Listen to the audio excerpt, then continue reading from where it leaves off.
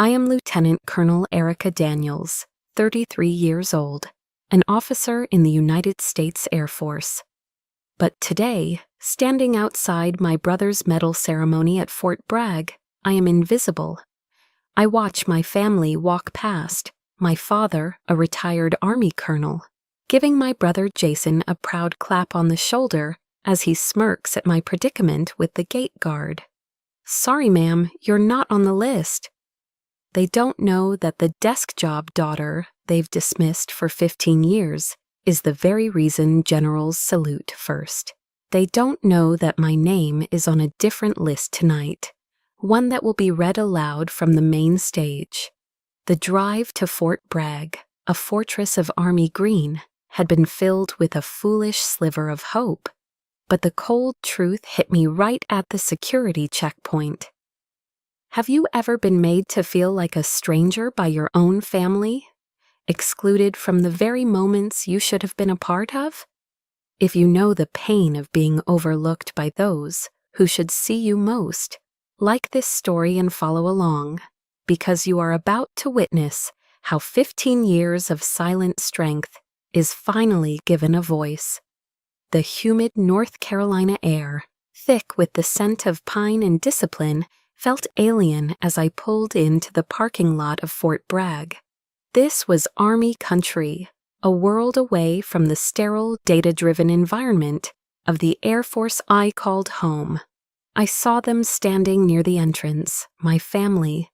Taking a deep breath, I plastered on a hopeful smile, a foolish attempt to bridge the chasm that had grown between us.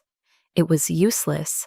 My father, resplendent in his retired colonel's uniform, offered a curt nod, his eyes sweeping past me as if I were just part of the landscape.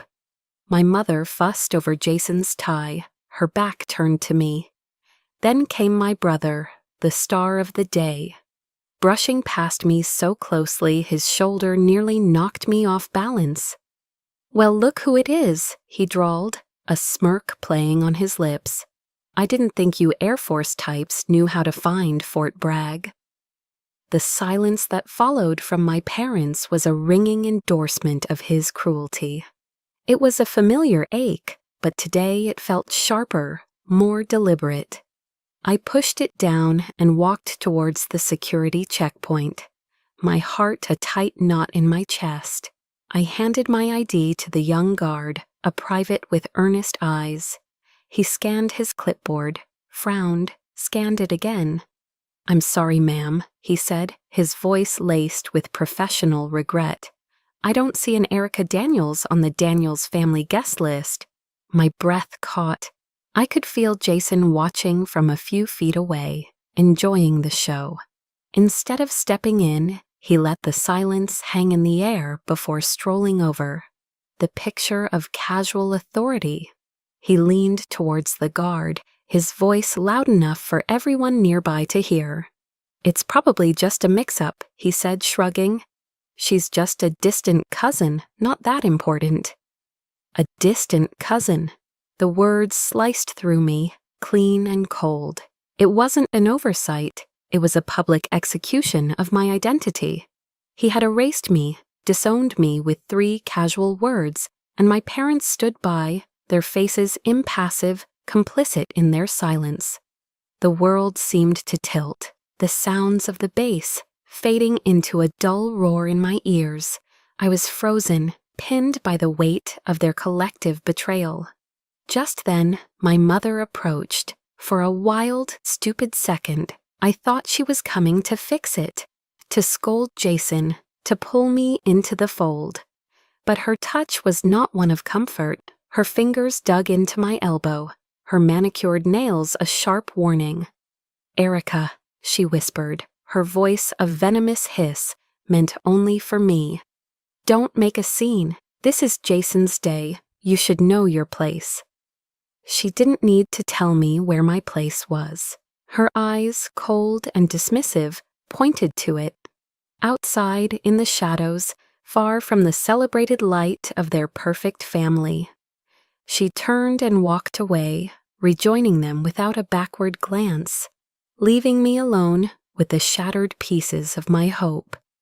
I stood there, rooted to the spot, looking through the glass doors at the warm, bustling hall where my family was being celebrated. Out here, the air was cold, but it was nothing compared to the ice that was now forming around my heart. Why could they do this? What had I ever done to become so worthless in their eyes? Standing there in the cold, watching them through the glass, that one question echoed in the hollow space inside my chest.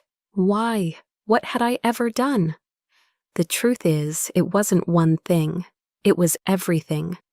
It was a lifetime of moments, 1,000 tiny cuts that had bled me of my worth in their eyes long before this final public amputation. My mind drifted back, pulled by the undertow of memory, to the scent of roasted turkey and pumpkin pie in our Fayetteville home. Thanksgiving was always my father's favorite holiday. It was a time for tradition, for family, and for him to hold court at the head of the table. I remember the year I was 17, my acceptance letter to the Air Force Academy with a full scholarship was still crisp in my pocket. I was bursting with pride, waiting for the perfect moment to share my news. As my mother brought out the turkey, golden and glistening, my father raised his glass of bourbon. His eyes, however, were fixed solely on Jason. "A toast," he boomed, his voice filling the room.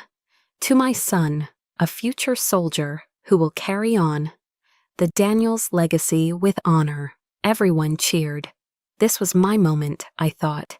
"Dad, I have some good news too," I began, my voice trembling slightly with excitement. "I got a full scholarship to—" He cut me off, not with malice, but with an indifference that was far more brutal. He waved a dismissive hand. "That's nice, honey. At least you'll have something to do," he said, his focus already shifting. "Now can someone pass the mashed potatoes?" And just like that, my accomplishment, the culmination of years of hard work, was reduced to a side dish on the Thanksgiving table. It was something to pass the time, while Jason's future was the main course, the only thing worthy of a toast. I spent the rest of that dinner pushing cranberry sauce around my plate, the sweet taste turning to ash in my mouth. The deepest cut, however, came not from a public dismissal, but from a private truth I was never meant to hear. I was 20, home from college for Christmas break. The house was quiet, and I was walking past my father's study to get a glass of water when I heard their voices, low and serious. I stopped, my hand hovering over the doorknob. "The house and the bulk of the savings will go to Jason," my father stated, his tone as final as a judge's gavel. "He'll have a family to support, a lineage to continue. Erica, she'll have her government pension. Besides, she chose a different path. She can take care of herself." I waited for my mother to protest, to argue for me, to say something. But all that came from the other side of the door was silence. A heavy, damning silence that was louder than any agreement. I felt the blood drain from my face, a glacial cold seeping into my bones. I was standing in the hallway of the home I grew up in, and I had just been rendered homeless in my own future. They had written me out of their legacy, treating me not as a daughter, but as a settled asset. A line item that had been accounted for and closed. They had written my living will for me, and in it I was left with nothing. The pattern was always the same. Jason was the priority. I was the afterthought. It was never clearer than on the humid June day of my high school graduation. I was the valedictorian. I stood at the podium looking out at a sea of faces, my blue graduation gown sticking to my skin. I searched for my family, my eyes scanning the crowd for the proud faces I so desperately wanted to see. I found my mother sitting alone, a polite, strained smile on her face. Beside her was an empty chair. a gaping, symbolic void. "It's an important Army football game at West Point, honey," she had explained earlier, her voice apologetic but firm. "Your father and Jason couldn't miss it. You understand." But I didn't understand. I couldn't comprehend how my most significant achievement to date could be less important than a meaningless scrimmage. As I delivered my speech about the future, all I could see was that empty chair, a stark monument to my place in their lives. I was the second choice, the disposable commitment, the daughter whose milestones could be sacrificed for the whims of the son. Standing here now, outside Jason's ceremony, the memories swirled together, forming a bitter, undeniable truth. This wasn't a new wound, it was merely the salting of an old one. After all of that, after years of being told in 100 different ways that I wasn't enough, why did I keep trying for so long? Why did a part of me still walk up to that gate, hoping this time, finally, it would be different? That question, why did I keep trying for so long, hung in the air as the memories faded, leaving me standing in the present, outside my brother's ceremony. The truth is, eventually I stopped trying, not at being an officer, but at being their daughter. That break happened when I took my first assignment at the 16th Air Force at Lackland. I packed my life into 2 suitcases and moved to San Antonio, a city that felt as vast and indifferent as the Texas sky above it. I thought distance would be a shield. Instead, it became a magnifying glass for my loneliness. San Antonio greeted me with a blast of dry heat and an overwhelming sense of isolation. To escape the emptiness of my sparsely furnished apartment, I threw myself into my work. The world of cyber warfare was a perfect refuge. It was complex, demanding, and utterly consuming. During the day, my mind was a fortress of algorithms, threat assessments, and encrypted data streams. I was a warrior in a digital trench, and I was good at it. But when the sun set, the silence of my life would roar back. The fortress would crumble, leaving me exposed. More nights than I can count, I found myself driving aimlessly until the fluorescent lights of a 24/7 Whataburger called to me like a lighthouse. I'd sit in a corner booth, the vinyl sticking to my skin, with a #1 combo and a large Dr. Pepper. I'd watch the life unfolding around me. Teenagers laughing, families sharing fries, a young couple holding hands. I was an island, adrift in a sea of human connection I couldn't seem to reach. Texas was supposed to be big, a place to start over, but I had never felt smaller or more lost. The work was my only anchor. The pressure at the 16th was immense. We weren't just pushing paper, we were on the front lines of a new kind of war. One of my first major assignments was tracking a foreign hacking collective that was probing our critical infrastructure.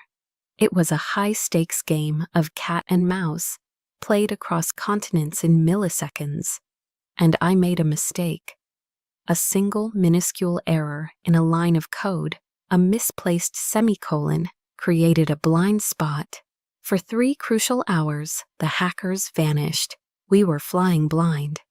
My superior, Colonel Miller, was an old-school officer cut from the same cloth as my father. He called me into his office. There was no yelling, no outburst. It was worse.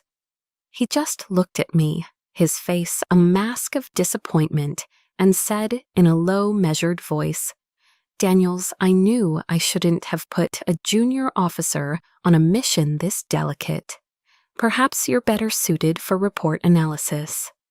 The words hit me like a physical blow. It was my father's voice, my brother's smirk, all of their condescension wrapped in the professional jargon of the military. Better suited for reports. The desk job daughter. For the first time, a terrifying thought took root. What if they were right? What if I had been fooling myself all along? The doubt was a poison, seeping into every part of me, paralyzing my confidence and turning my ambition to dust. That night, I couldn't sleep. The self-loathing was a heavy blanket, suffocating me. I scrolled mindlessly through YouTube on my laptop, searching for anything to quiet the screaming in my head. And then I saw it, a TED Talk titled "The Power of Vulnerability" by a woman named Brené Brown. I clicked, not expecting much. I listened once, then again. Her words weren't about military strategy or cyber warfare, but they felt more relevant than any briefing I'd ever attended. She spoke of courage, not as the absence of fear, but as the willingness to show up and be seen when you have no control over the outcome. She talked about stepping into the arena, knowing you might fail, knowing you might get your ass kicked, but doing it anyway.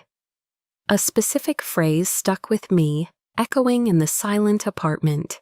Vulnerability is not weakness, it's our greatest measure of courage. It was a revelation, a paradigm shift. All this time, I had seen my hurt, my desperate need for my family's approval, as a weakness. I saw my failure at work as proof of my inadequacy. But Brené Brown was offering a different lens. My vulnerability wasn't a flaw. It was the cost of courage.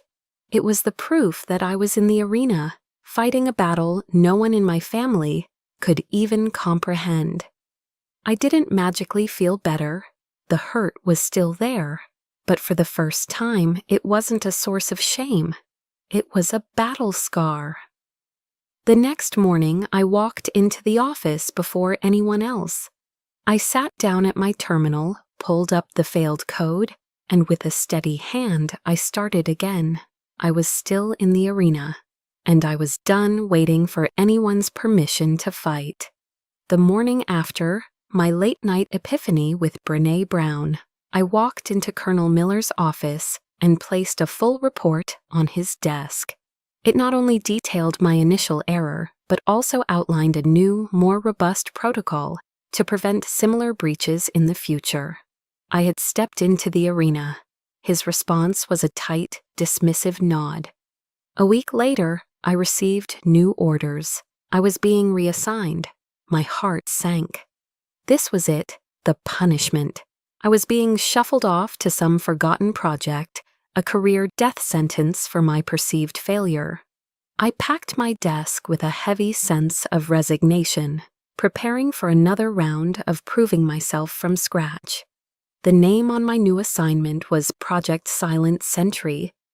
The commanding officer was General Marshall. My blood ran cold. General Samuel Marshall was a legend in the intelligence community, a ghost who had shaped cyber warfare for 2 decades. He was known for being brilliant, demanding, and utterly intolerant of incompetence. This wasn't a punishment, this was a test, and I was sure I was being set up to fail. I walked into my first briefing with General Marshall, feeling like a lamb being led to slaughter. The room was filled with seasoned officers, majors, and colonels who had been in the game for years. The general, a man with a quiet intensity that was more intimidating than any parade ground bark, stood before a complex schematic. He posed a question about multi-layered encryption protocols that silenced the room. It was a theoretical nightmare, a puzzle with no obvious solution. But as the silence stretched, something clicked in my mind. It was a pattern, a vulnerability, hidden in the logic. Before I could second-guess myself, my voice filled the void. Sir, if we rewrote the primary authentication through a quantum-resistant ledger and create a series of cascading honeypots, we could not only block the intrusion, but actively trap and trace the source. The room remained silent. I felt a flush of panic, certain I had overstepped. General Marshall turned his piercing gaze on me. He didn't smile, but his eyes held a flicker of something I had never seen, directed at me before, respect. That, he said, his voice calm but resonant, is the thinking of a strategist, not a coder. Well done, Lieutenant Colonel. He called me by my rank, not my last name. In that moment, for the first time in my professional life, I felt seen, not as a woman, not as a junior officer, not as Colonel Daniels's daughter, but as a mind worthy of its rank. General Marshall had a tradition.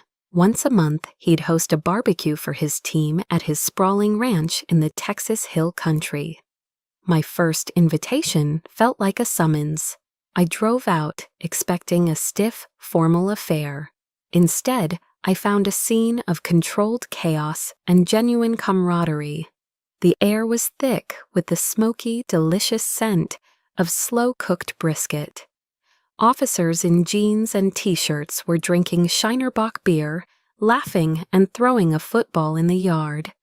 It was relaxed, it was real, and it was utterly terrifying. As I stood awkwardly by the drink cooler, General Marshall approached me, a plate piled high with brisket and potato salad in his hand. He gestured for me to follow him to a quiet corner of the porch, away from the noise. "I read your file, Daniels," he said, getting straight to the point. "And I know who your father is, distinguished career in the Army." He paused, looking out at the vast Texas landscape. "Don't let the shadow of the Army's green dim the light of the Air Force's blue. We fight different wars. Your battlefield doesn't have bullets or bombs, but believe me when I tell you, it is no less critical to the safety of this nation." I was speechless. It was one thing to have my work acknowledged. It was another entirely to have the invisible weight on my shoulders, the constant, crushing comparison to my family's legacy, seen and understood by a man like him. It was a profound, staggering relief, like a pressure valve being released in my soul. I could only nod, my throat tight with an emotion I couldn't name. That day was a turning point. General Marshall's team slowly became my tribe. They were the ones I spent 36-hour stretches with, fueled by cold pizza and stale coffee, chasing digital ghosts through the dark web. They were the ones who saw me at my most stressed and my most focused. There was Mark, a quiet major who always seemed to know when I needed a fresh cup of coffee without me having to ask. There was Maria, a sharp-witted analyst who could make me laugh even when we were facing a critical system breach. They never asked about my family. They didn't care about the Daniels name or the legacy I had supposedly abandoned. They cared about my analysis, my strategies, and whether I had their back in a crisis. They argued with me, challenged me, and respected me. We celebrated silent victories that the world would never know about, our cheers echoing only within the secure walls of our operations center. One evening, after a particularly grueling operation, I drove back to my apartment. I unlocked the door and stepped into the silence. But for the first time, it wasn't a lonely silence. It was peaceful. I looked at my phone, lying on the counter. There were no missed calls from home, no texts demanding my attention. And for the first time, that didn't feel like rejection. It felt like freedom. I was finally starting to understand that family wasn't just about the blood you were born with. It was about the people who chose to stand with you in the trenches. For a few blissful months, my life in San Antonio found a quiet rhythm. The work was demanding, the hours were long, but for the first time, I felt a sense of belonging. The team at Silent Sentry became my anchor. The peaceful silence in my apartment was no longer a symbol of loneliness, but of earned tranquility. I was building a life, my life on my own terms. The constant ache of my family's disapproval had faded to a dull, distant throb. I started to believe, foolishly, that I had finally escaped the gravitational pull of my past. Then one Tuesday afternoon, my phone buzzed. The caller ID flashed a name I hadn't seen in months. Mom. My stomach instantly clenched. I let it ring, my heart pounding a frantic rhythm against my ribs. It went to voicemail. A minute later, a text appeared. "Erica, please call me. It's about your father." Against my better judgment, a sliver of hope wedged its way into my carefully constructed defenses. I called back. My mother's voice answered on the first ring, syrupy sweet, and laced with a concern I hadn't heard in years. "Erica, sweetheart, thank you for calling," she began. "Listen, honey, your father is having a small hip surgery next month. It's nothing life-threatening, but you know how he is. He'll need some help around the house. Jason is tied up with field training exercises, and I can't manage it all on my own." She paused, letting the weight of her words sink in. "Could you possibly take a few weeks of leave and come home to Fayetteville? Your father misses you terribly. He talks about you all the time." "He misses you." The words were a carefully aimed dart, striking the most vulnerable part of my heart. A part of me, the little girl who had spent a lifetime craving his approval, desperately wanted to believe it. Was this it? The moment they finally needed me, saw me as a daughter again? The conflict was a physical thing, a churning in my gut.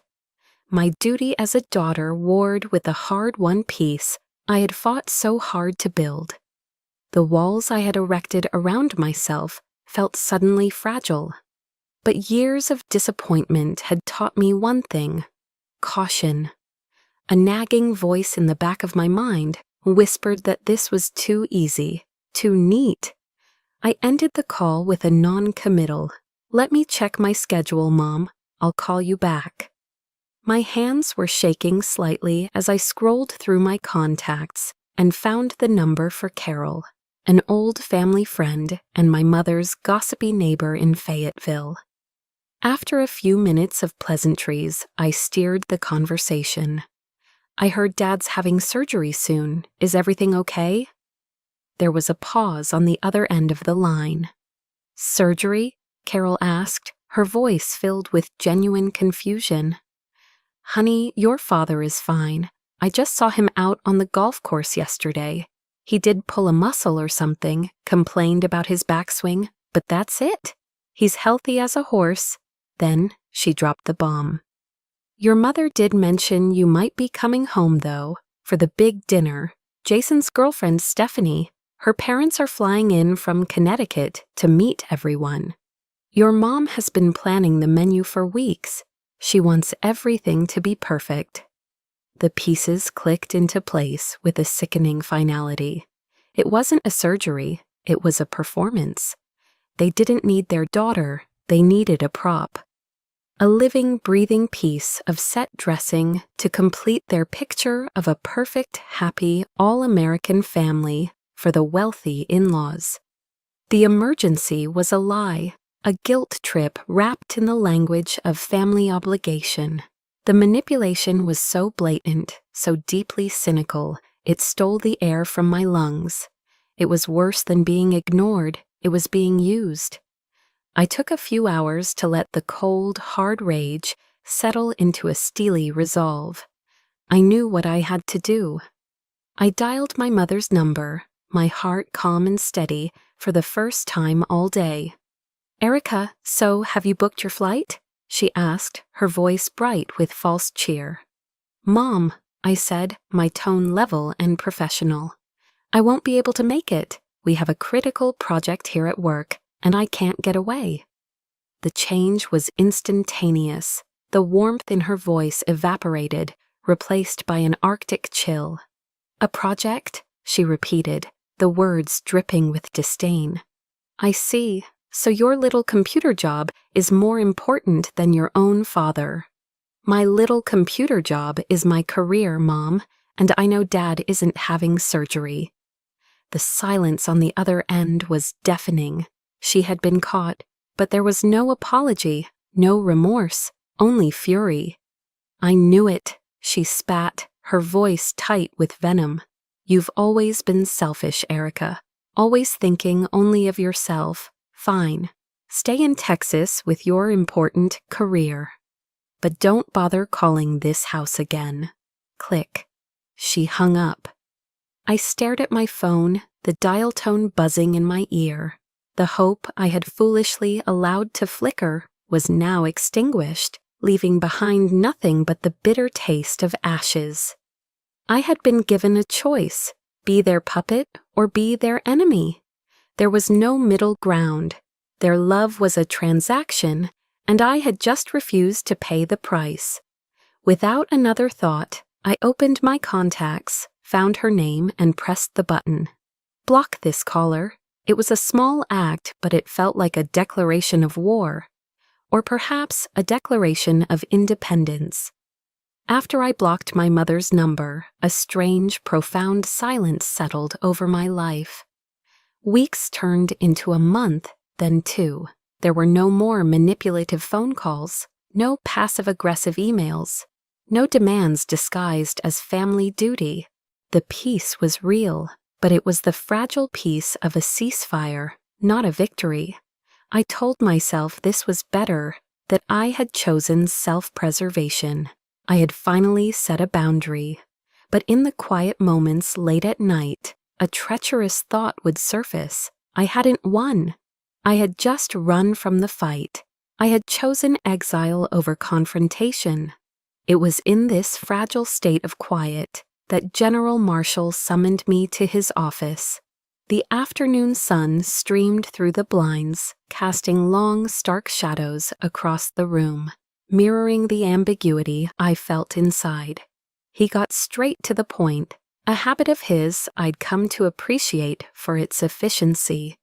"Daniels," he began, his voice a low baritone that commanded attention without needing to be raised. "The Joint Chiefs have authorized the declassification of Operation Silent Sentry. Full public disclosure. The President himself has signed off." My heart, which had been beating at a calm, steady rhythm, began to pound a slow, heavy drumbeat against my ribs. He continued, oblivious to my internal turmoil. "For your leadership and extraordinary heroism in the face of significant national threat, you are being awarded the Air Force Cross." The words hung in the air, seeming to warp the very light in the room. The Air Force Cross, the second highest military decoration for valor, just below the Medal of Honor. It was an honor reserved for legends, for heroes. It was not for people like me. "The ceremony," he went on, "will be a joint event held at Fort Bragg in a few weeks. It's a big deal, a show of inter-service cooperation. A lot of brass will be there." He paused, his gaze sharp and knowing. "I'm aware that your brother is being decorated there on the same day. The question is, Lieutenant Colonel, do you want to attend and accept this medal in person?" He gave me a choice, a terrible, wonderful, impossible choice. My immediate, gut-wrenching instinct was to recoil. No. The word screamed in my mind. Fort Bragg was their turf, their kingdom. The thought of facing my family in that arena, of standing on a stage next to Jason, felt like willingly walking into my own emotional execution. The fragile peace I had so carefully cultivated over the past months felt infinitely more valuable than any piece of metal, no matter how prestigious. I could accept it quietly, later, in a private ceremony. I didn't need the public spectacle. I didn't need their validation. The words, "No thank you, sir, I'd prefer a private ceremony," were on the tip of my tongue. I almost let them escape. I almost chose the safety of the shadows once more. That night, sleep was a distant country I couldn't reach. I lay in bed, the general's words replaying on a loop, a battle raging in my mind. Tossing and turning, I finally gave up and reached for my laptop, scrolling mindlessly through Facebook, a digital anesthetic for a restless mind. And that's when I saw it. My sister-in-law, Stephanie, had just posted a new photo an hour ago. It was a professional family portrait, perfectly lit, set against a backdrop of autumnal North Carolina trees, their leaves a blaze of orange and red. There was my father, looking stern and proud in his tweed jacket. My mother smiling serenely, her hand on his arm, and in the center, Jason and a beaming Stephanie, the perfect all-American couple. The caption read, "The Daniels family, a legacy of courage and service, so proud of our heroes." I wasn't in the picture. It wasn't just that I was absent, it was the calculated perfection of the frame, the deliberate composition that left no space for me, no hint that another child, another story, even existed. I was not just missing. I had been surgically, expertly, and publicly removed. Then, against every self-preservation instinct, I read the comments. Dozens of them, from old family friends, from distant relatives. What a beautiful family! The perfect picture. And then, the one that shattered the last of my composure, from my Aunt Carol, my mother's own sister. So wonderful to see you all together. All together. That was it. That was the final breaking blow. This wasn't a rejection anymore. It was a public declaration of my non-existence. The years of quiet dismissals, the Thanksgiving insults, the living will, the empty chair at my graduation, they all coalesced into this one, single, brutal act of public erasure. The anger that had been simmering beneath the surface for decades finally erupted. It wasn't a hot, screaming rage. It was a cold, silent, and absolute fury that clarified everything. I stood up from my bed, my movements precise. I walked into the bathroom and stared at my reflection in the mirror. The face looking back wasn't the hurt little girl anymore. It wasn't the daughter desperate for a scrap of approval. The eyes were hard. The jaw was set. I saw a lieutenant colonel in the United States Air Force. I remembered Brené Brown's words about stepping into the arena. I remembered General Marshall's voice. Your battlefield doesn't have bullets or bombs, but it is no less critical. I thought of a book on leadership I'd been reading, Radical Candor by Kim Scott. It argued that true kindness wasn't avoiding conflict to spare feelings. That was just ruinous empathy, the very poison I had been swallowing my whole life to keep a false peace. True strength was challenging directly, speaking the truth, even when it was hard. They had thrown down the gauntlet. They had declared war on my very existence. I was done running. I was done being silent.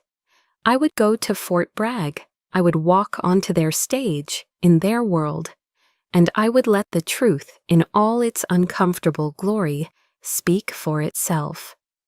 My hands were perfectly steady as I picked up my phone. There was no hesitation. I dialed the number for General Marshall's aide-de-camp. "Major, this is Lieutenant Colonel Daniels," I said, my voice clear and unwavering, a voice accustomed to giving commands, a voice they had never heard. "Please inform the general that I would be honored to accept the Air Force Cross at the ceremony. I confirm my attendance." As I hung up, a sense of profound, terrifying calm washed over me. The decision was made. The die was cast. They wanted to erase me from their story. Fine, I would just have to write my own. Have you ever had a moment like that? A moment where the pain became so great, it turned into fuel? That one final straw that broke not your back, but your silence. Tell me about your breaking point in the comments below, because in the next chapter, we're going to see what happens when silent strength finally decides to make a very, very loud noise. A confirmation is not a plan. A decision is not a strategy. The moment I hung up the phone, the cold fury that had propelled me forward solidified into something else: tactical focus. I would not walk into Fort Bragg armed with nothing but righteous anger. Anger was a fuel, not a weapon. This was not a family squabble anymore. It was an operation, and I would prepare for it as such. The next 2 weeks were a blur of meticulous preparation. My first call was to General Marshal's office. I requested and received an unclassified executive summary of Operation Silent Sentry. The key objectives, the outcomes, the impact on national security. I memorized it, internalizing the language I would need, ensuring every word I might speak would be precise and irrefutable. My second step was more painful. I dove into the digital archives of my own life, opening old emails and text messages I had long since buried. I wasn't looking to reopen wounds, but to gather intelligence. I scrolled through years of one-sided communication. The email from my father congratulating Jason on a promotion, with a curt PS to me asking if I was still happy with that desk job. The text from my mother on my 30th birthday, not asking about me, but lamenting my lack of a husband. The condescending messages from Jason about real soldiers versus support staff. Each message was a piece of evidence, a confirmation of the long, systematic campaign of dismissal. I compiled them not in a spirit of revenge, but with the cold detachment of an analyst building a case file. Each painful memory became a round of ammunition, not to attack, but to defend the truth of my experience. This wasn't about payback.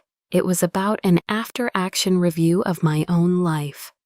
The night before my flight to North Carolina, the weight of it all finally hit me. The strategic calm evaporated, leaving behind a raw human fear. I found Mark in the small outdoor patio area of our complex, nursing a beer under the vast, star-dusted Texas sky. He listened silently as I paced, the words tumbling out of me. "I'm scared," I finally admitted, the confession feeling like a betrayal of the strong front I had built. "I'm terrified that I'll get up on that stage, with the medal and the uniform and all of it, and they still won't see me. They'll look right through me, just like they always have. What if nothing changes?" Mark didn't offer platitudes. He didn't tell me I was strong or that it would be okay. He just took a slow sip of his beer and looked at me, his expression serious. "Erica," he said, his voice quiet but firm. "You're not doing this for them. You're not trying to change their minds. You can't. You're doing this for the 17-year-old girl who got her Air Force scholarship dismissed over Thanksgiving dinner. You're doing this for the high school valedictorian who stared at an empty chair. You owe it to her to show up." His words landed with the force of a revelation. He was right. This wasn't about them anymore. It wasn't about forcing them to see me. It was about me finally seeing myself. It was an act of liberation, a final definitive answer to the ghosts of my past. I felt the fear recede, replaced by a quiet, unshakable resolve. The next day, in a sterile hotel room in Fayetteville, just miles from the house I grew up in, I began the final stage of my preparation. I unzipped the garment bag and carefully laid out my Air Force dress uniform. The service dress coat was a deep, formal blue, a stark contrast to the army green that had dominated my entire childhood. It was the color of a different sky, a different world, my world. I laid out the rows of ribbons I had earned in silence, each one representing a mission, a success, a sacrifice they knew nothing about. The Air Force Commendation Medal, the Meritorious Service Medal, and others with decorations I couldn't even name for them. With meticulous precision, I began to assemble my armor. I pinned the silver oak leaves of a lieutenant colonel onto my shoulders. I aligned the ribbons over my heart. Each pinprick through the fabric was a deliberate act, an affirmation. This is what I did. This is who I am. Finally, I stood before the full-length mirror. The woman looking back at me was not the invisible daughter. She was not the distant cousin. She was a field-grade officer, a commander, a strategist. The uniform didn't feel like a costume. It felt like a second skin, one I had earned through a decade of silent, relentless work. There was no trace of fear left in my eyes, only a calm, unwavering focus. I was ready. I reached for the simple civilian jacket I had brought, slipping it on over my uniform, concealing my rank and my story one last time. It was time to go to the ceremony. It was time for the operation to begin. The operation had begun. I walked through the doors of the auditorium at Fort Bragg, the civilian jacket a shroud over my armor. An aide discreetly led me to my seat in the front row, the VIP section reserved for high-ranking guests. It was directly across the aisle from my family. I settled into my chair, my back straight, my hands resting calmly in my lap. I could feel their eyes on me. I didn't look back. The first phase of any operation is observation. From my vantage point, I saw the play unfold exactly as I knew it would. I saw Jason's brow furrow in confusion as a 2-star Army general stopped by my seat to shake my hand and murmur, "An honor to finally meet you, Colonel." I saw my father lean over and whisper to my mother, his expression a mixture of curiosity and annoyance. My mother just looked bewildered, her polite socialite smile frozen in place. They were trying to solve a puzzle, but they didn't have all the pieces, not yet. The ceremony began with the posting of the colors and the national anthem. The predictable rhythm of military pomp and circumstance was a calming force, allowing me to center myself. I watched as various soldiers received their commendations. Then came Jason's moment, Captain Jason Daniels. His name boomed through the hall. He strode to the stage with the easy confidence of a man who had never once had to question his place in the world. The citation for his Silver Star was read, detailing his genuine heroism under fire. I felt a flicker of sincere pride for him, an echo of a sister's love from a lifetime ago. He stepped to the microphone, his speech polished and heartfelt. He thanked his men. He thanked his commanding officers. Then he turned to our family. "I want to thank my father, retired Colonel William Daniels," he said, his voice thick with emotion. "He is my hero, the man whose example I've tried to live up to every single day." My father's chest puffed out, his eyes glistening. To my mother, Rachel, the strongest Army wife I've ever known. My mother dabbed at her eyes with a lace handkerchief. And to my beautiful wife, Stephanie, my rock and my anchor. His wife blew him a kiss. I waited. I knew it was foolish, but I waited for my name, for a single, cursory mention. And to my sister, Erica, it never came. The speech ended. The applause was thunderous. He was their hero, their legacy. I was nothing. I sat there perfectly still, a ghost at their feast of honor. The storm was coming. I was the storm. As the applause for Jason died down, General Marshall walked onto the stage. His presence commanded immediate, absolute silence. He stood at the podium, his 4-star rank radiating an authority that dwarfed everyone else in the room. "Before we conclude today's ceremony," he began, his voice filling the auditorium, "we have one final and most important recognition to present." A ripple of anticipation went through the crowd. An award after a silver star meant something significant. "There are those among us," General Marshall continued, his gaze sweeping across, "the rows of uniformed personnel whose greatest achievements must remain unknown, even to their own families. Heroes who operate in the shadows, whose sacrifices are made in silence." I felt my heart begin to hammer against my ribs. I kept my eyes fixed on the stage, but in my periphery, I could see my family shifting uncomfortably. This wasn't on their program. Today, General Marshall's voice rose with formal gravity. "With the declassification of a vital national security initiative, Operation Silent Sentry, we have the rare privilege of bringing one of those heroes into the light." He paused, a masterful orator letting the silence build. His eyes moved deliberately, finding my family in the front row, and then they found me. "It is my distinct honor to invite to the stage the architect and commanding officer of that operation, Lieutenant Colonel Erica Daniels." A gasp was audible from across the aisle. "Who?" I heard Jason hiss to my father. And then the room erupted. It wasn't just applause. It was a roar of thunderous, instantaneous respect. Every single person in uniform, from the privates in the back to the generals in the front, shot to their feet in a cascading standing ovation. These were people who understood.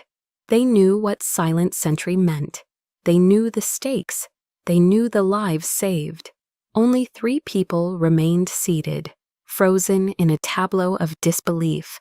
My father, his mouth slightly agape, my mother clutching her purse with white-knuckled hands, and Jason, his face drained of all color, a mask of pure, unadulterated shock.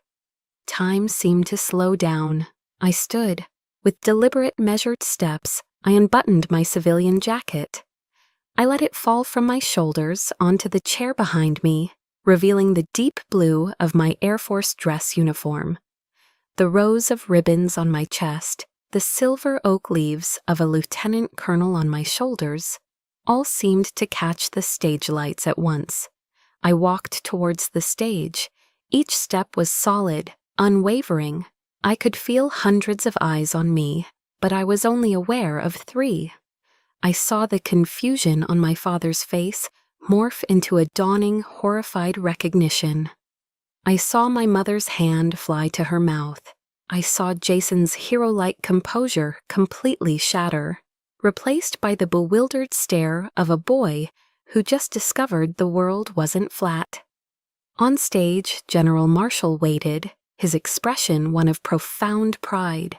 He recounted my career, my promotions, my leadership of Silent Sentry, the complex cyber operation that dismantled a global terrorist network without a single American casualty.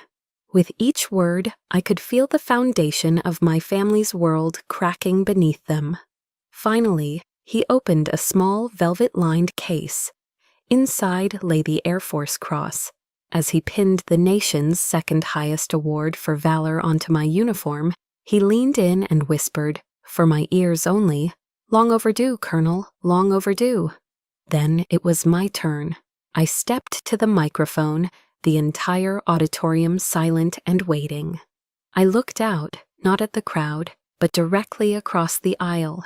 I found my father's eyes, then my mother's, then Jason's. I spoke, my voice clear and cold, carrying to every corner of the hall. "There are, indeed, battles that are not fought on a battlefield," I said. "But the sacrifice is the same. I accept this honor not for myself, but for all who serve in the shadows, for those whose contributions are measured in the disasters that never happened." I paused, letting my gaze linger on my family. And for those who, perhaps, will never be fully understood, even by the ones they fight to protect. I held their gaze for a long, unbroken moment. The applause that followed was deafening, but I barely heard it. All I could see were their faces, frozen in the wreckage of the reality I had just detonated. The operation was a success. As I stepped down from the stage, the thunderous applause felt like a distant, muffled roar. My focus was singular, zeroed in on the 3 frozen figures across the aisle. General Marshall met me at the bottom of the steps, his eyes conveying a universe of understanding. He gave a subtle nod to an aide who swiftly approached my family as they were being swarmed by confused well-wishers and curious colleagues. The general has arranged a private room for the Daniels family to debrief, the aide announced with quiet authority, parting the sea of people. The walk to that small, sterile conference room was the longest of my life. I led the way, my back straight, my steps measured.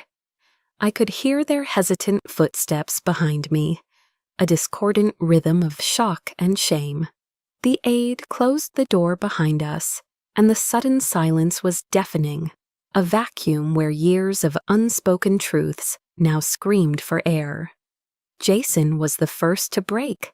The arrogance was gone, replaced by a sputtering, incredulous rage. "Why?" he stammered, his face a blotchy red. "Why would you do that, Erica? Why would you hijack my day and turn it into this?" I turned to face him, my gaze as cold and steady as the steel of a weapon.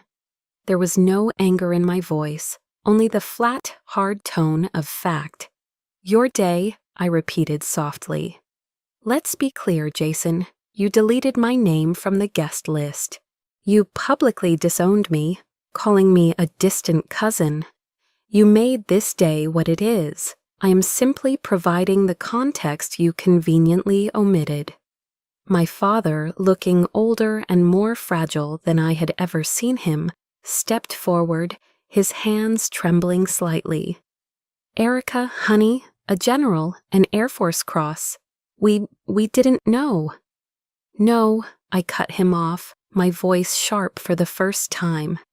"You didn't want to know, because knowing would have forced you to admit that the world is bigger than the Army. It would have forced you to acknowledge that your daughter, the one who chose the desk job, was fighting battles you couldn't even imagine. And it would have meant that your golden boy, your perfect legacy, wasn't the only hero in the family, and you couldn't handle that." His face crumpled, the truth of my words striking him with the force of a physical blow. He sank into one of the conference room chairs, utterly defeated. That's when my mother began to cry. Not silent, dignified tears, but wrenching, theatrical sobs. She rushed forward, reaching for my hands, her touch now desperate instead of dismissive. "I'm so sorry, baby," she wept. "We were wrong. I was so wrong. Please, can you forgive your mother?" For a moment, the old conditioning kicked in. The instinct to comfort, to soothe, to make it all okay. But I looked down at her hands holding mine, and I felt nothing but a profound, weary distance. I gently pulled my hands away. "I accept your apology, Mom," I said, and the exhaustion in my voice was real. There was no triumph, no satisfaction. But an apology can't erase 15 years of being made to feel worthless. It can't unring the bells of every dismissive comment, every forgotten milestone, every deliberate slight.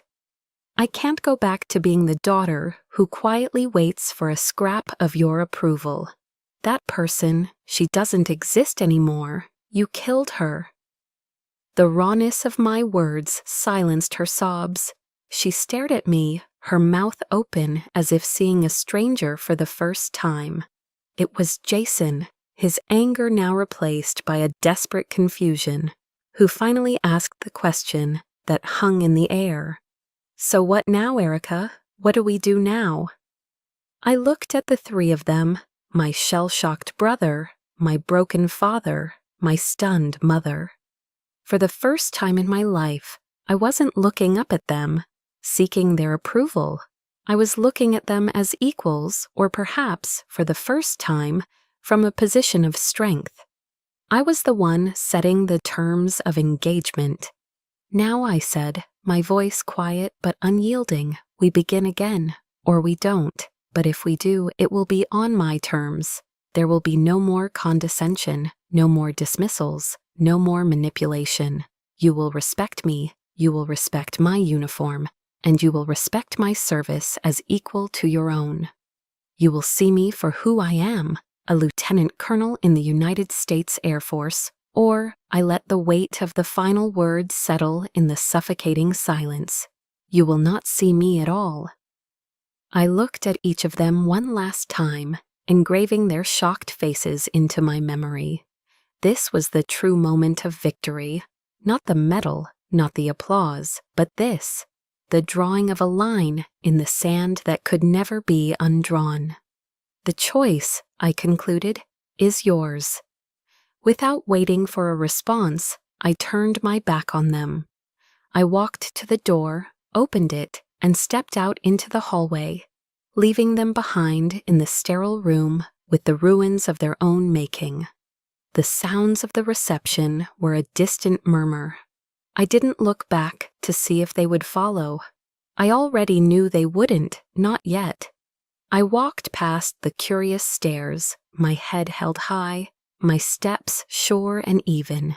I was walking away from the battle, but for the first time I felt like I had finally won the war. 6 months passed in silence.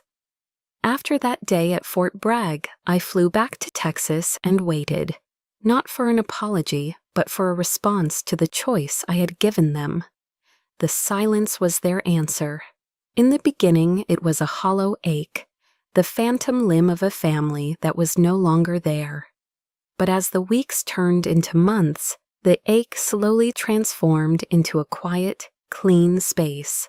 I was no longer living in anticipation of the next disappointment. I was free. One crisp Sunday morning, I was running along the San Antonio River Walk, the cypress trees lining the banks, creating a dappled shade on the stone path. I had a podcast playing in my earbuds, a sermon by Bishop T.D. Jakes. As I ran, his powerful voice boomed with a message that seemed written just for me. Sometimes, he declared, people have to be removed from your life so God can promote you. The subtraction is for the addition. You have to be willing to let go of what was, to embrace what will be. I stopped running, leaning against the railing, overlooking the gentle current. The words washed over me, a profound spiritual confirmation. The subtraction is for the addition. My loss wasn't a punishment, it was a pruning. It was the universe clearing out the dead wood to make room for new growth. The pain of the separation was real, but for the first time, I saw it not as a wound, but as a gift. The gift of an empty space, waiting to be filled with something true. That afternoon, I went to a hardware store. I bought a simple plank of reclaimed pine wood and some brackets. Back in my apartment, I measured, drilled, and mounted a single sturdy shelf on the wall of my living room. It was the wall where, in my childhood home, my father's medals and my brother's trophies had hung. But this shelf would tell a different story. I didn't place the Air Force Cross there. That medal was a symbol of a public battle, and it belonged in its formal case. This shelf was for my private victories. I placed 3 items on it. First, a framed photo of my team from Silent Sentry, taken after a grueling 72-hour operation. We were all exhausted, smiling, huddled together around a computer screen, my chosen family. Next to it, I placed my dog-eared copy of Brené Brown's Daring Greatly, the book whose words had been a lifeline in my darkest hour. And finally, I added a small, smooth gray stone that I had picked up from the bank of the river that morning. A simple reminder of the peace I had found right here in Texas. This was my legacy. It wasn't built on bloodlines or inherited glory. It was built on resilience, on knowledge, and on the quiet strength of chosen connections. It was a legacy I had forged myself in the fires I had walked through alone. A few nights later, my phone buzzed. It was a text from Mark. Team is heading out for celebratory beers. We finally cracked the Phoenix cipher. You in? A genuine smile spread across my face, easy and unforced. The kind of smile that reaches your eyes. For years, my life had been defined by what I wasn't. I wasn't the right kind of daughter, the right kind of sister, the right kind of soldier in their eyes. But here, with these people, I was just Erica, and that was more than enough. I texted back, on my way. As I grabbed my keys and walked out the door, a sense of profound lightness settled over me. The war with my family was over, not with a truce, but with a quiet armistice I had declared for myself. The battle to build a life of joy, meaning, and authentic connection, however, was just beginning. And as I stepped out into the warm Texas night, I knew with a certainty that settled deep in my bones that this time I was not going into it alone. My story with my biological family might have ended in silence, but my new life has just begun to find its voice. The biggest lesson I've learned is that your true legacy isn't what you're born into, but the life you have the courage to build for yourself. It's about finding your chosen family, the people who see you, support you, and celebrate you for exactly who you are. Who is your chosen family? Who are the people who have stood by you? Tag them in the comments below to honor them. If my story resonated with you, please like, subscribe, and share it with someone who needs to hear that they are not alone and that they have the strength to write their own story. Thank you for listening.